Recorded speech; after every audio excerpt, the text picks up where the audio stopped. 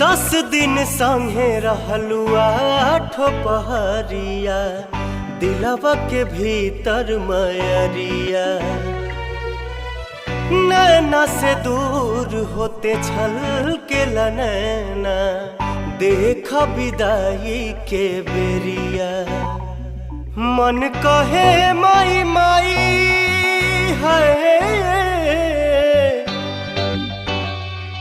मन कहे माई माई भाई भक्ति में विभोर। हाँ भक्ति में विभोर, हथवा से छूटत नइखे अचरा के कोर, अचरा के कोर, अचरा के कोर।